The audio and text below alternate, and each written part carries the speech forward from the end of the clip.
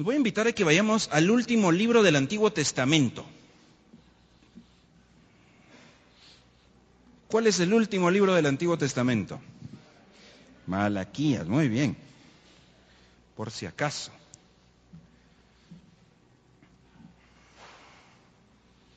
Vamos a Malaquías. Último libro del Antiguo Testamento. Aquí estamos más o menos unos 400 años, ¿verdad? Y algo antes de los tiempos del Nuevo Testamento. Durante los últimos domingos hemos estado como iglesia teniendo algunos recordatorios muy pertinentes sobre una palabrita que suena un tanto elaborada, una palabrita un tanto compleja, que se llama la mayordomía. Hemos estado recordando algunos principios esenciales y aunque normalmente, o mejor dicho, visiblemente los temas que tienen que ver con la mayordomía, que tienen que ver con cómo administramos los recursos que Dios nos da, como nuestro tiempo, como las finanzas, como la energía, ¿verdad? El vigor que tenemos, normalmente podrían verse desde una perspectiva muy horizontal, muy de la vida cotidiana, muy de lo tangible. Realmente hay un corazón detrás y el corazón es muy espiritual. Me parece que es una de las cuestiones más espirituales que podemos tocar y ver. Me parece muy importante. Lo esencial, creo yo, a recordar, querida iglesia, es que todo lo que somos y todo lo que tenemos, ¿a quién pertenece? A Dios. Todo lo que somos y todo lo que tenemos, ¿a quién pertenece? Pertenece a Dios. ¿Estamos convencidos de ello?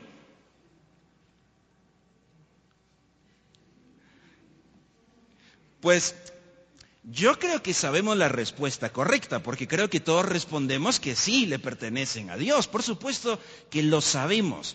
Sin embargo, la pregunta de la convicción está un poquito más difícil, porque las convicciones se traducen en conductas.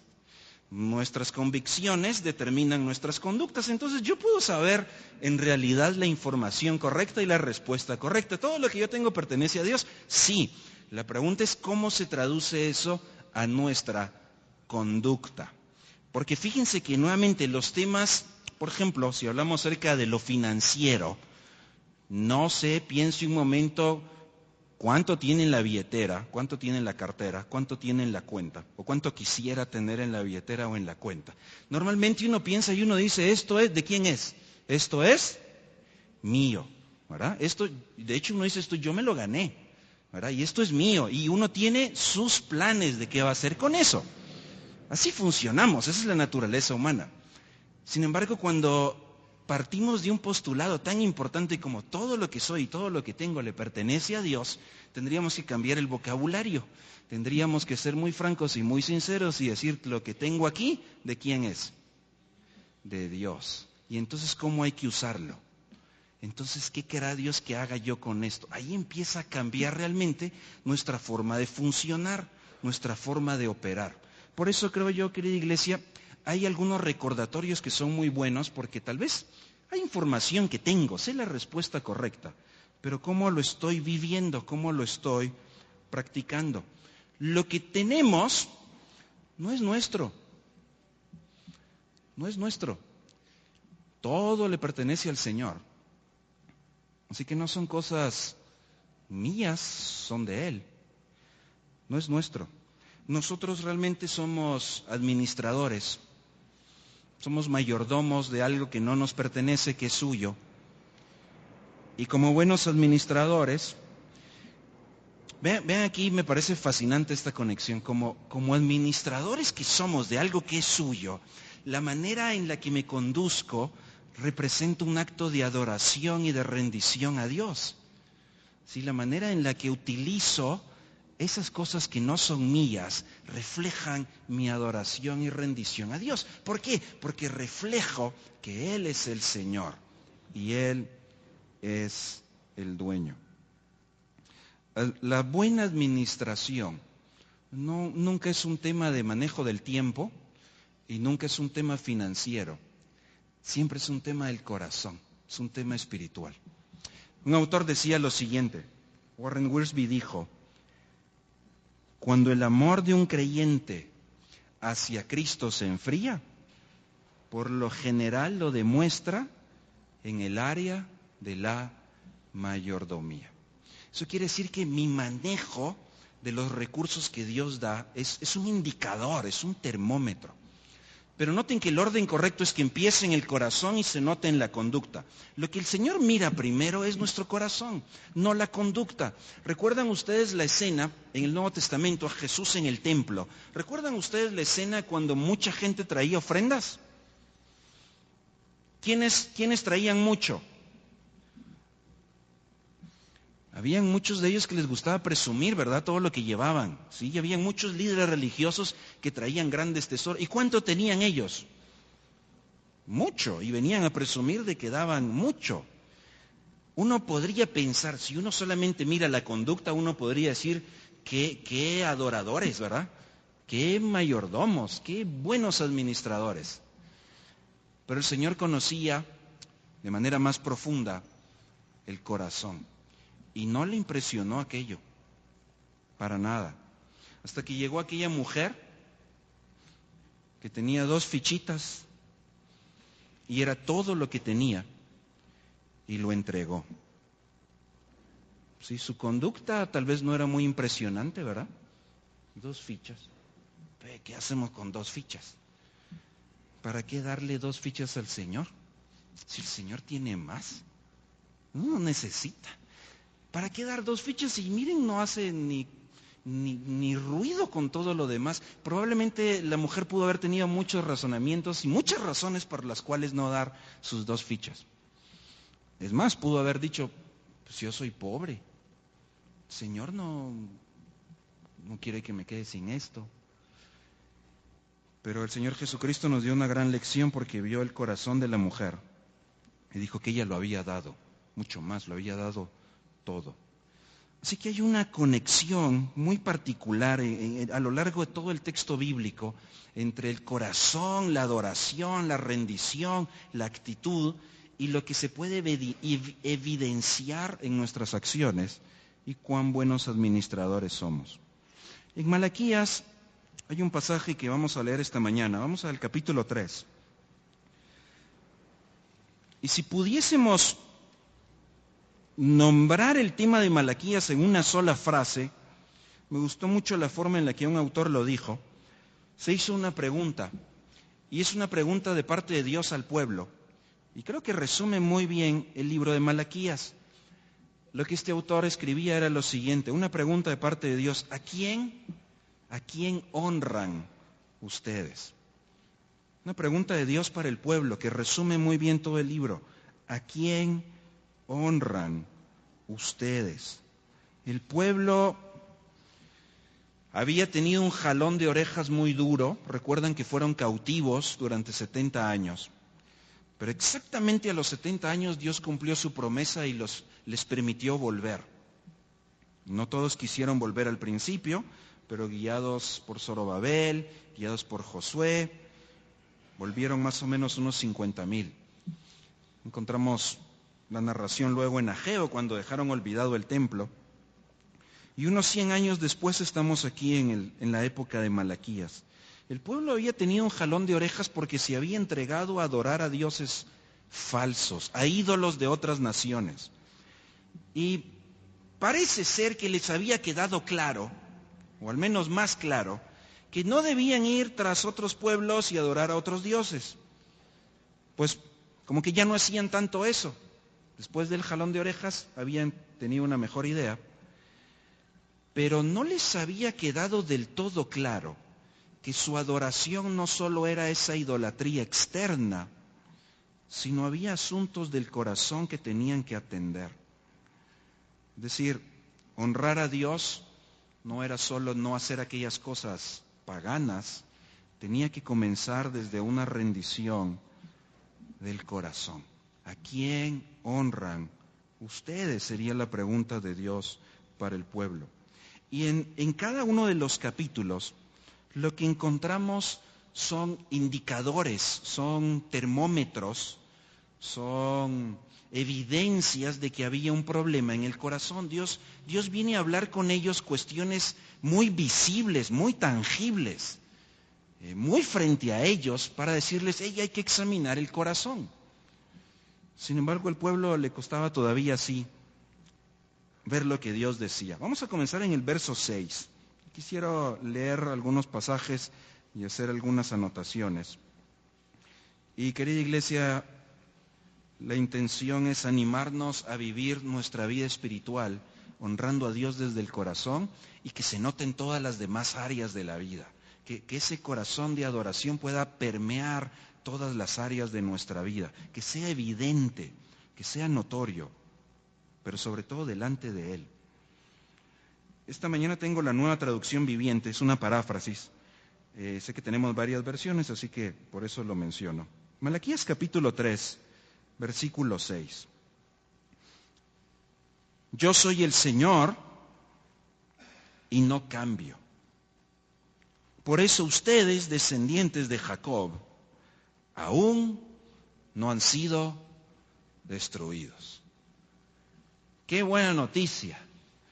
Comenzamos el pasaje con una buena noticia, una nota de esperanza, una nota de alivio. Dios sigue siendo Dios y Él sigue siendo fiel, y lo que le está recordando al pueblo es, mi promesa no se dejará de cumplir. Desde los tiempos de Jacob, desde el padre fundador, ¿verdad?, de la nación, desde tiempos de Abraham, sigo siendo Dios y sigo cumpliendo mi promesa. Sigo siendo fiel. Pero, versículo 7.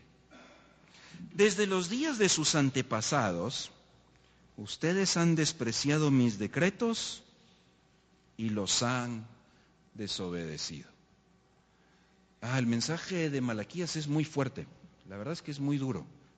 Cuando relata estas palabras del Señor, lo que notamos es un gran contraste.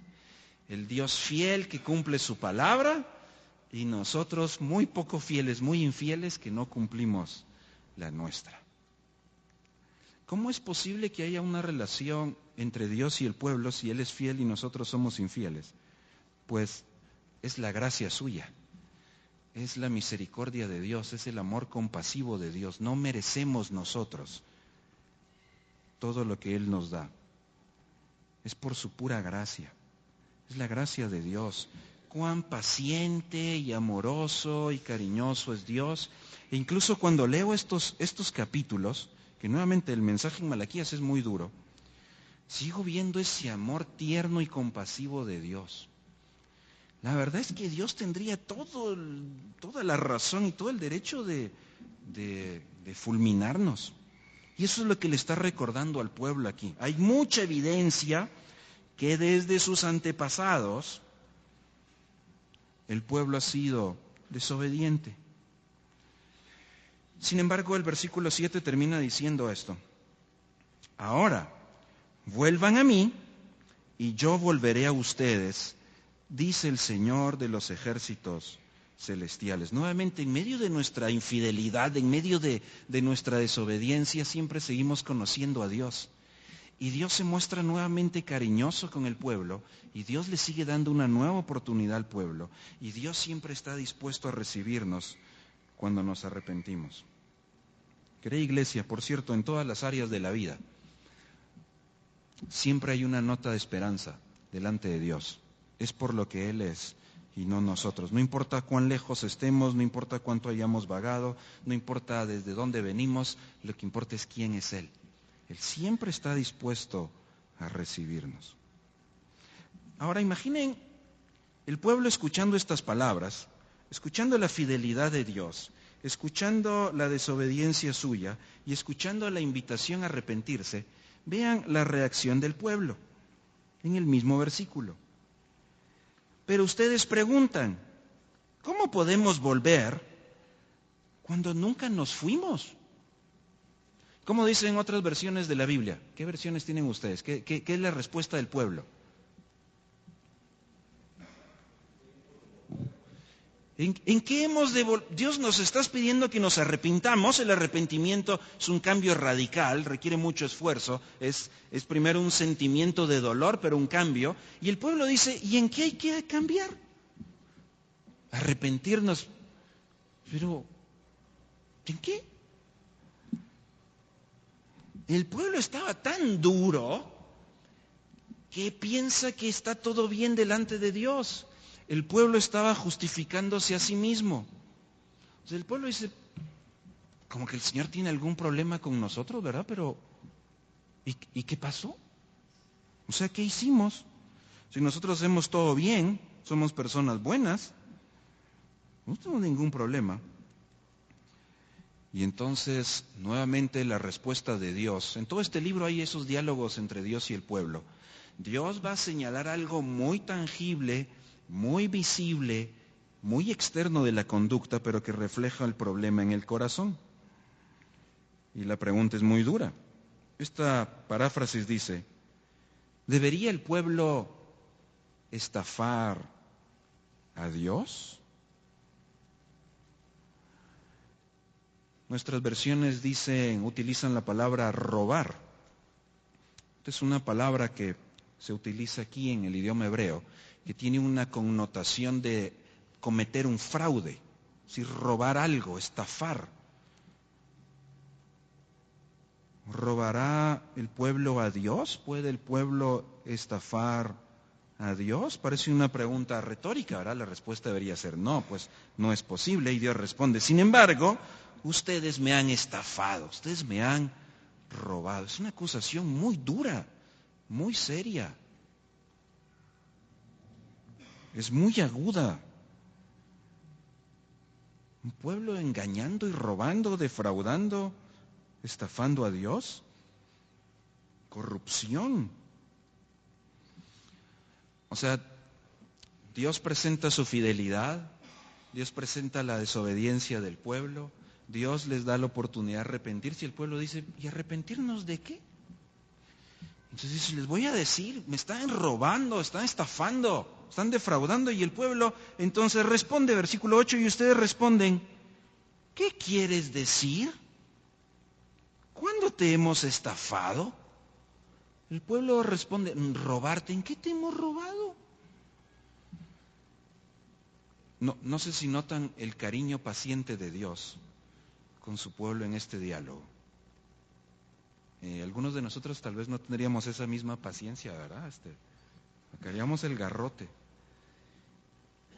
El pueblo no sabe en qué se ha apartado, no sabe en qué está desobedeciendo, no tienen idea. Pues piensan que están haciendo todo bien y Dios responde diciendo, me han robado los diezmos y ofrendas que me corresponden. El problema no es un problema financiero, el problema no es un problema de granos y de los animalitos que traían. Si notan, el problema es un problema del corazón, el problema es un problema más profundo. Parece que Dios solo está mostrándoles una evidencia externa, visible, notoria, de que hay un problema de falta de lealtad, hay un problema en la relación con Dios, es un problema de adoración realmente. Es un problema del corazón, es un problema muy profundo. Dios hace un señalamiento muy serio porque cuando el pueblo retiene esto que aquí se llaman diezmos y ofrendas, es robar a Dios. Miren por un momento Levítico capítulo 27, si quieren acompañarme ahí. Levítico capítulo 27, versículo 30. Pequeño detalle para un recordatorio. Levítico 27, capítulo 30.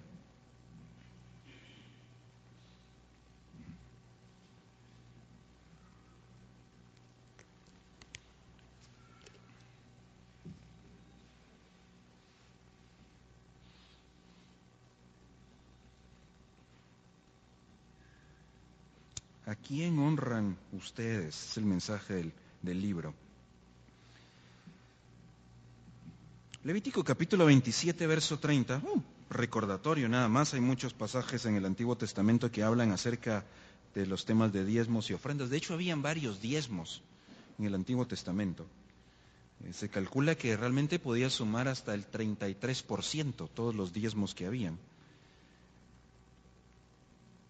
A algunos ya no les gusta así que se vean los porcentajes, ¿verdad? Levítico 27:30, el diezmo de todo producto del campo, ya sea grano de los sembrados o fruto de los árboles, pertenece al Señor, pues le está consagrado. No hay mucha ambigüedad en ese tipo de instrucción, no hay mucho que orar, no hay mucho que preguntar, está clarísimo. Todo lo que somos y todo lo que tenemos pertenece al Señor. Pero parece que esta práctica de apartar una fracción, un 10%, debía servir como una evidencia, como un recordatorio, como un reconocimiento visible de lo que se comprende en el corazón. O sea, todo es de Él, el 100% es de Él. Sin embargo, acá dice que ese 10% es consagrado, es suyo, le pertenece al Señor. Por eso es que en Malaquías está el señalamiento de robar y de estafar a Dios. Quizás tenemos que hacernos algunas preguntas difíciles. ¿Y nosotros? ¿Cómo nos va? No es una pregunta primeramente financiera. Sí, la intención de estas conversaciones no es examinar el presupuesto, es examinar nuestro corazón. Nuestro deseo juntos como familia es ser adoradores, discípulos y testigos. Y probablemente esta sea una de las áreas que a veces abandonamos, pero es muy importante. De hecho, es tan importante que se menciona tanto en el texto y que aquí se hace un señalamiento tan serio. ¿Le estaré yo robando a Dios?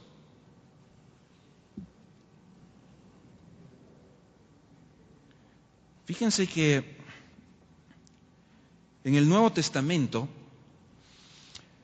no tenemos una instrucción tan específica y directa como la que acabamos de leer en Levítico. Así que conozco algunas personas que dicen nos salvamos. No aquí, en otros lugares he oído eso.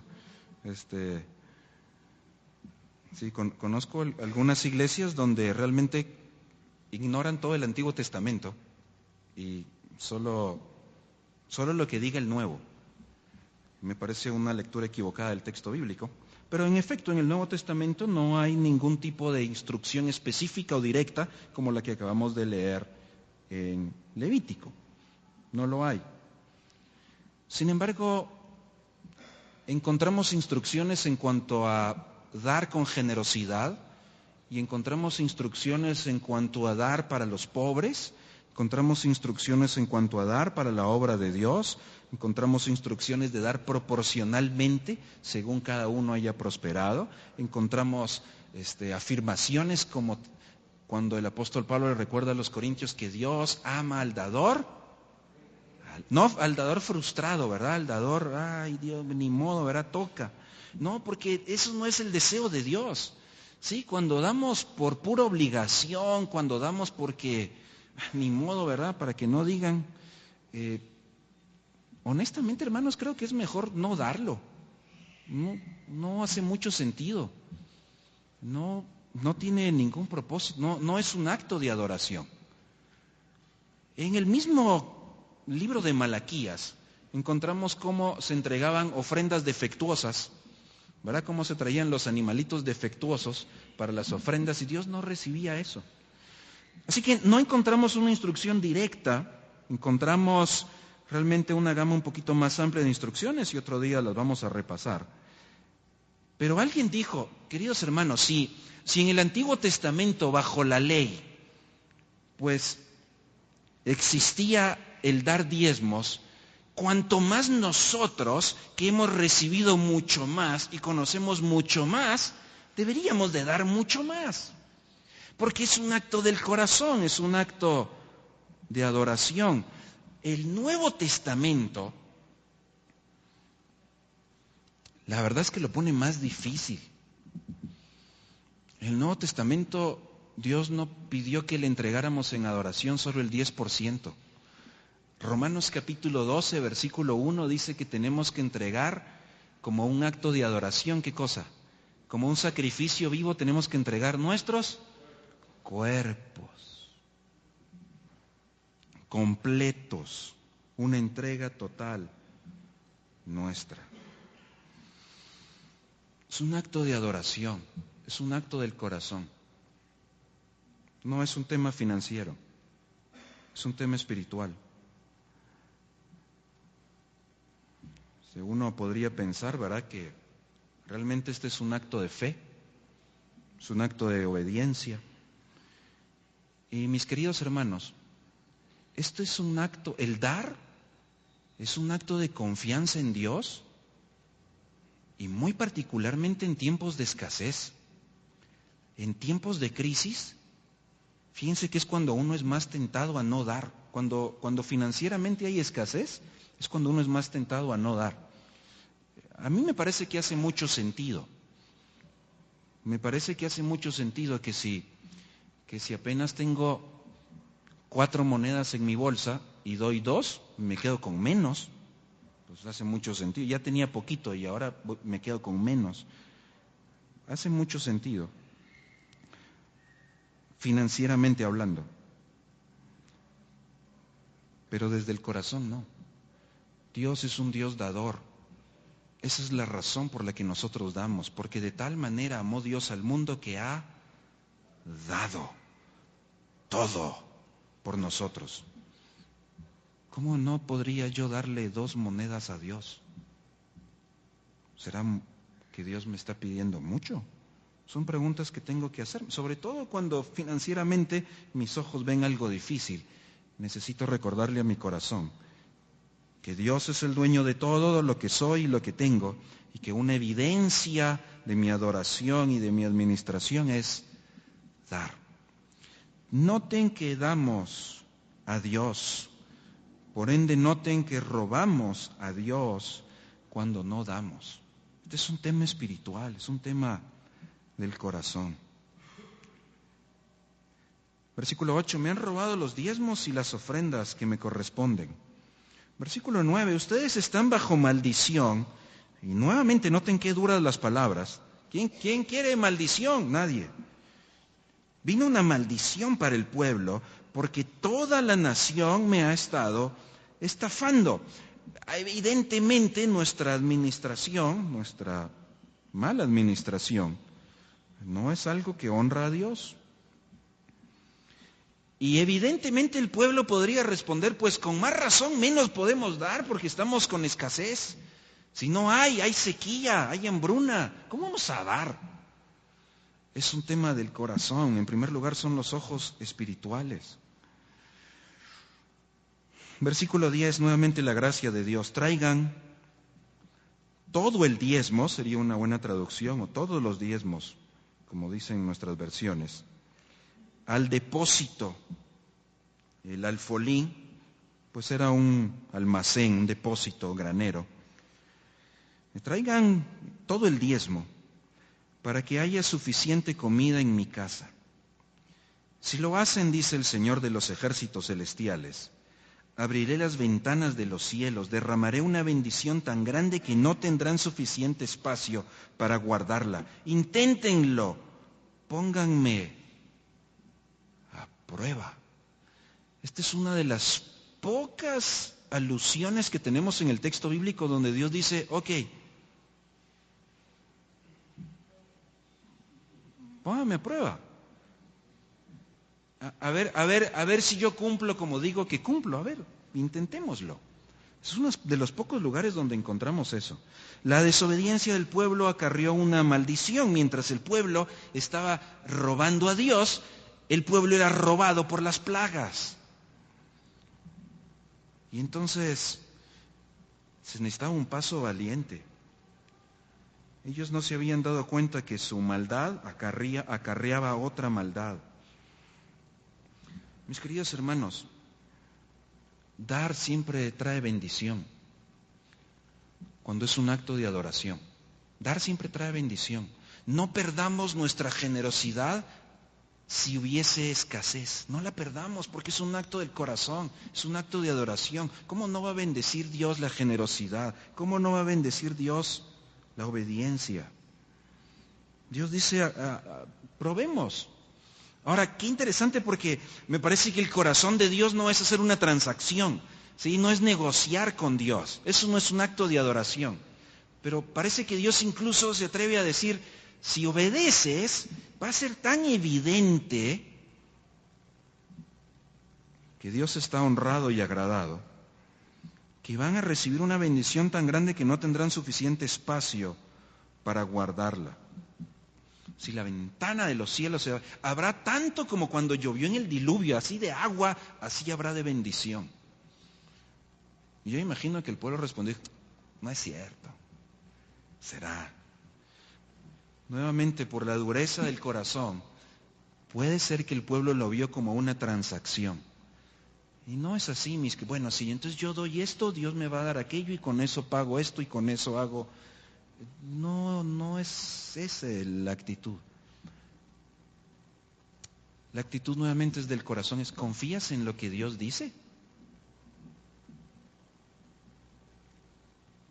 ¿Confías en lo que Dios promete? Dios promete a su pueblo fiel y los reta. Dios nos reta. Todo es suyo, todo lo que soy le pertenece a Él, pero Dios nos reta. Es un gran desafío, es un paso de fe, es una decisión espiritual. Mi querida iglesia, nosotros tenemos que hacernos preguntas similares desde el lente de la adoración. ¿Estoy honrando a Dios con todas las áreas de la vida? El tema de la administración es solo una de ellas. ¿Refleja mi generosidad? ¿Refleja que somos dadivosos nuestra adoración? ¿O a lo mejor refleja nuestro lente no espiritual, sino material? A lo mejor pienso que pues esa plata me la gané yo, entonces es mía. Tengo muchas cosas que cubrir. Todo lo que soy y todo lo que tengo le pertenece a Dios. Incluso mis fuerzas para trabajar provienen de Dios. ¿Refleja un lente material? El tema del diezmo tiene varios ángulos. Y nuevamente el ángulo principal me parece el espiritual. Pero luego sé que surgen muchas preguntas, ¿verdad? Si uno tiene, y si fuésemos a tomar esto como marco de referencia y dijésemos, pues Señor, vamos a obedecer, vamos a dar, vamos a ser generosos, y usemos esta fracción del 10% como un marco de referencia. ¿Lo doy antes de hacer mi declaración de impuestos o es lo que me queda después de la declaración de impuestos? ¿Con lo que me descuentan o sin lo que me descuentan? ¿Verdad? ¿Es de mis ingresos totales o después de que ya saqué lo de los gastos que tengo que pagar ya recurrentes? Y si realmente me debían una plata y lo usé para otro, doy. ¿Sí? ¿Cuál es la matemática aquí del asunto? Son buenas preguntas, hay que resolverlas. De hecho, me voy a adelantar ya a mencionarlo, tenemos que concordar todavía la fecha, pero señalo acá, Héctor, porque estamos planificando un seminario sobre finanzas. De hecho, varios talleres en el mes de marzo. Y son preguntas que tenemos que hacer. ¿Cómo administramos bien los recursos? ¿Y cómo podemos ver una perspectiva bíblica y al mismo tiempo una perspectiva financiera del tema del dinero? ¿Y cómo podemos salir de deudas? Si tenemos deudas, está difícil, hay que salir de deudas. Las deudas son un impedimento para la generosidad. Así que hay que salir de ellas, hay que estar al día, hay que honrar a Dios, no debiendo nada a nadie, solo el amor. Así que tenemos que aprender a hacer eso. Y luego podemos aprender cómo generar más riqueza, más recursos. También honramos a Dios con eso. Así que tenemos que aprender de ello y vamos a hacer diferentes sesiones. Y Héctor está preparándose desde ya, en el mes de marzo tendremos la primera. Pero fíjense que si el tema es espiritual, yo creo que un buen lente para responder las preguntas matemáticas es, ¿qué es lo que mejor refleja mi adoración a Dios? Como tengo ahí el presupuesto, ¿qué es lo que mejor refleja mi adoración a Dios? Eso puede ser un buen norte para tomar una decisión.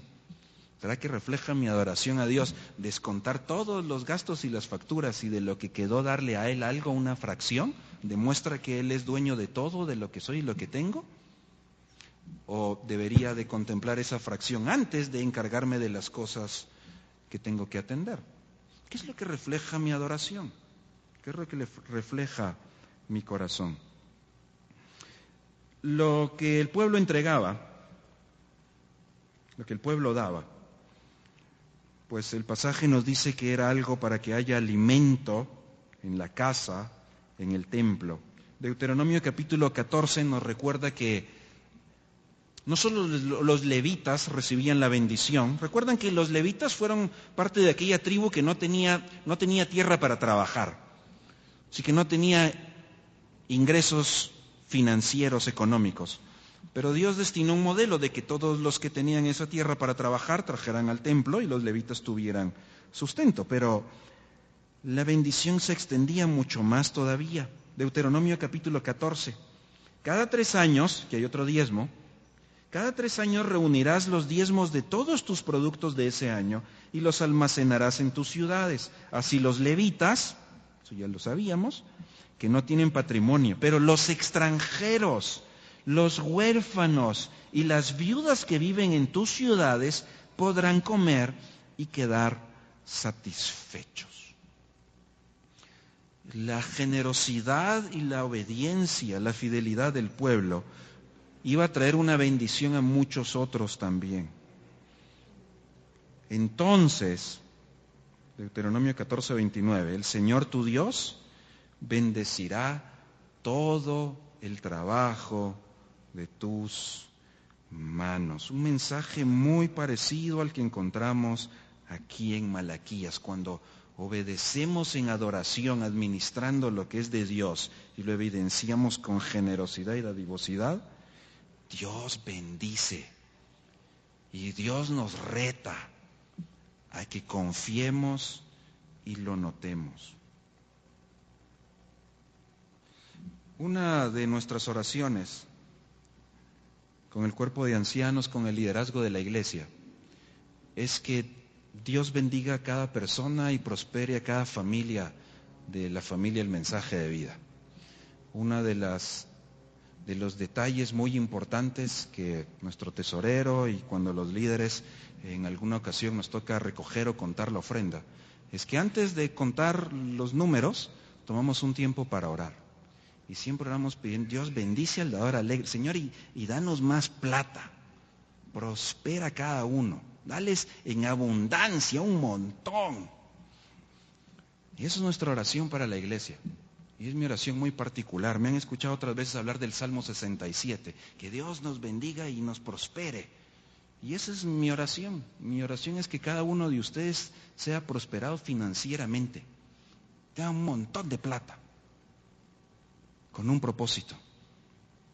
Algunos están pensando ya en que se lo van a gastar. Sí, Señor, responde esa oración, ¿verdad? Que tenemos que ir a pagar, tenemos que hacer, con un propósito.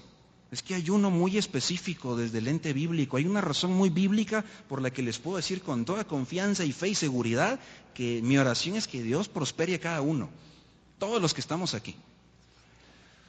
Pero hay una razón muy específica. Esta semana me ocurrió algo muy sencillo pero muy revelador de este pasaje. Alguien se acercó para hacer una solicitud, una petición de una ayuda económica.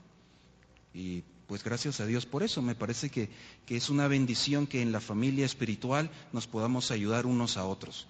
Y que es una bendición dar en primer lugar, pero también recibir, hermanos. Cuando recibamos una bendición material de parte de los hermanos en la fe, recíbalo agradecido, recíbalo contento.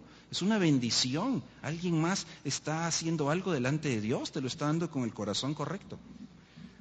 Así que en estos días tuvimos una conversación y tenía una necesidad. Es alguien que no es de nuestra iglesia y pues con mucha alegría teníamos la posibilidad de ayudar. Y pues no era una suma muy grande, pero era muy significativo para una necesidad. Lo que escuché luego fueron palabras muy poderosas y tienen que ver mucho con este pasaje. Porque me pareció muy especial que esta persona se tomara un momento para decir gracias. Y entonces en su agradecimiento dijo, le doy gracias a Dios y le pido al Señor que les prospere y que nunca les haga falta nada y que tengan en abundancia. Pues muchas gracias, dijo, porque esa bendición de Dios me bendice a mí también. Y dije, es cierto. La bendición que Dios nos da no es para quedárnosla. Versículo 11, sus cosechas serán abundantes porque las protegeré de insectos y de enfermedades. Las uvas no caerán de las vides antes de madurar, dice el Señor de los ejércitos celestiales. Versículo 12, entonces todas las naciones los llamarán benditos porque su tierra será un deleite, dice el Señor de los ejércitos celestiales. La razón por la que Dios nos da bendición material es para que seamos de testimonio de la fidelidad de Dios.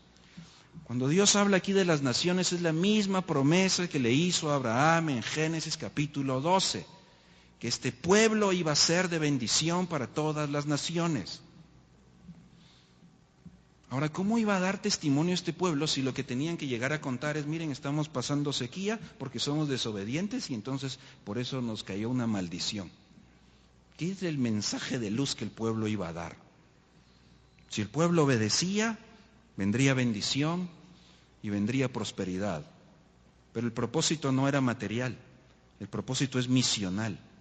Que el pueblo diera a conocer a ese Dios de los ejércitos, que era su Dios, que era fiel en cumplir sus promesas.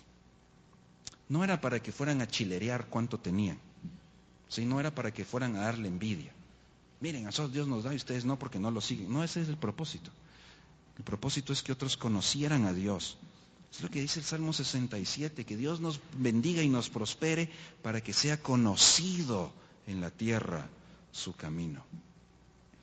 La razón, o mejor dicho, el propósito de la bendición de Dios es que cumplamos la misión que nos encomendó aquí en la tierra. Como familia espiritual, pues hay mucho de la misión que se queda truncado cuando nosotros no estamos haciendo juntos nuestra parte. Pues hay muchos proyectos que no pueden crecer, pues hay muchos proyectos donde no se puede ir. Sin embargo, si somos fieles, eso tiene que servir para la misión. Si Dios te prospera, si Dios te bendice con tu trabajo, que sea para que cumplas la misión, para que des testimonio de Él. No siempre la escasez es por una desobediencia. No siempre, recordemos el caso de Job. Pero vale la pena preguntarnos, ¿cómo nosotros estamos adorando a Dios con nuestras posesiones también? Lo primero que viene es el versículo 10, es dar nuestro paso de dar a Dios. Y nuevamente el tema es espiritual. Así que yo sé que también surgen preguntas de, eso hay que darlo en la iglesia local, se puede dar afuera, en otros ministerios, y si doy una parte aquí, doy una parte allá. Buenas preguntas. Hay que conversarlas, pero otra vez, ¿qué te puede dar una buena orientación? ¿Cuál sería la mejor forma de mostrar tu adoración a Dios? Eso puede encaminarnos. ¿Qué es lo que refleja nuestra generosidad de corazón y no nuestra dureza de corazón? Pero tenemos que hacernos preguntas como esas. Querida iglesia, sigamos siendo una iglesia dadora, generosa, no para lo material. Por supuesto que hay cosas materiales que atender, pero debemos ser generosos para lo que Dios desea que seamos generosos. En primer lugar, la misión. En primer lugar, la inversión en lo eterno, la misión suya, la predicación del Evangelio. En segundo lugar, los necesitados. Sigamos siendo generosos con la canasta de víveres. Necesitamos dar con generosidad. Es una bendición para la iglesia y para cada persona poder dar para el que tiene necesidad. Gracias a Dios porque podemos dar y gracias a Dios porque podemos recibir. Es un acto de adoración. Pero lo primero que debemos examinar es nuestro corazón. Señor, muchas gracias porque tu palabra nos sigue alentando cada día y porque nos das esperanza. Gracias porque estás al tanto de todos los detalles de nuestra vida, desde lo más íntimo y secreto hasta lo más notorio y visible, desde los detalles como cuántos cabellos hay en nuestra cabeza, hasta el regalo más grande y merecido de la salvación en Cristo Jesús. habiendo recibido todo eso, habiendo visto tu gracia y bondad y generosidad. Señor, que podamos tener el mismo corazón y carácter, que podamos dar testimonio a través de lo que administramos, que es tuyo.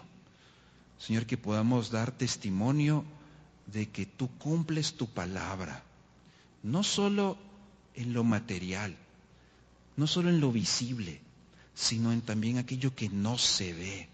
Cumples tu palabra para darnos ese perdón. Cumples tu palabra para declararnos no culpables.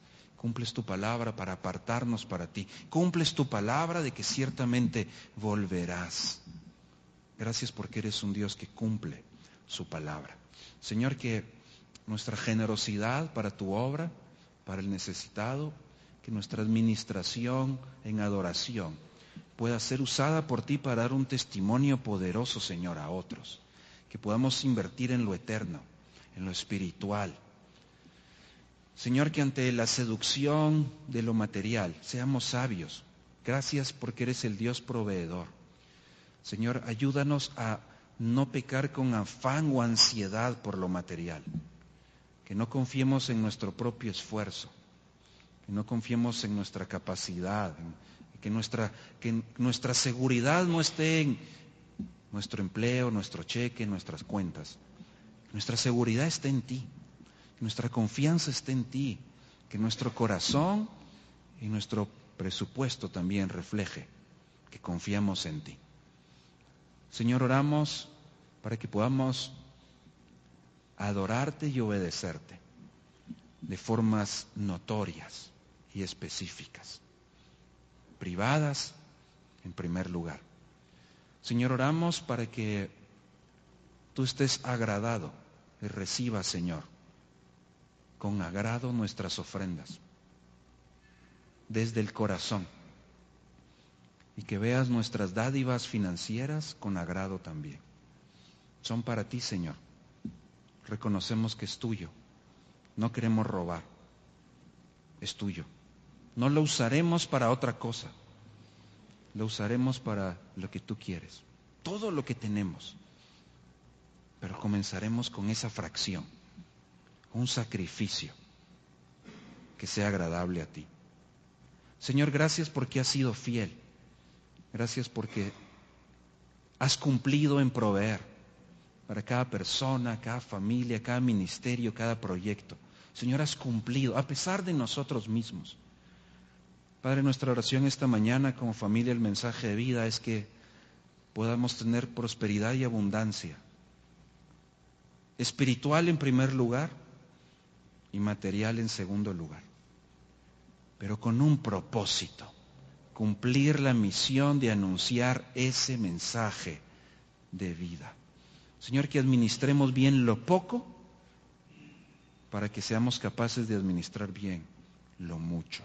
Que podamos invertir, Señor, generosamente en la predicación de tu palabra. Aquí cerca y allá lejos. Hacer discípulos hasta lo último de la tierra. Que por el trabajo, la generosidad y el testimonio de la familia, el mensaje de vida, muchos lleguen a conocer a Jesucristo y la vida eterna que nos das en Él. Gracias, Señor, por escucharnos. Gracias, Señor, por proveernos. Gracias por sustentarnos. Gracias por prosperarnos también. Esa es nuestra oración, Señor. En el nombre de nuestro Señor Jesucristo, el buen pastor, quien pronto volverá. Amén